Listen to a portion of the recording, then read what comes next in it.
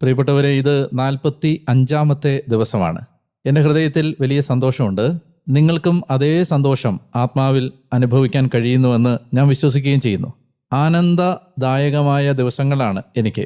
കർത്താവിൻ്റെ വചനം മുടങ്ങാതെ വായിക്കാനും ആ വചനത്തെക്കുറിച്ചുള്ള ബോധ്യങ്ങൾ നിങ്ങളോട് പങ്കുവെക്കാനും ദൈവം എനിക്കും തന്ന ഈ കൃപയ്ക്ക് നിങ്ങളോടൊപ്പം ഞാൻ ദൈവത്തെയും മഹത്വപ്പെടുത്തുന്നു.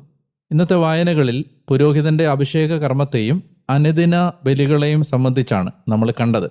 പരിശുദ്ധനായ ദൈവത്തെ ആരാധിക്കാൻ നേതൃത്വം നൽകുന്ന പുരോഹിതരെ വിശുദ്ധീകരിക്കുന്ന കർമ്മത്തിൻ്റെ വിശദമായ വിവരണങ്ങളാണ് നാം വായിച്ചത്.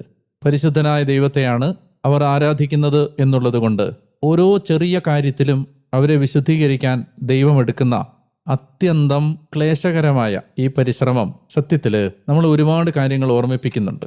പുതിയ നിയമസഭയിലെ അംഗങ്ങളായി നാം രാജകീയ പുരോഹിത ഗണമാണ്. നമ്മളും ഈ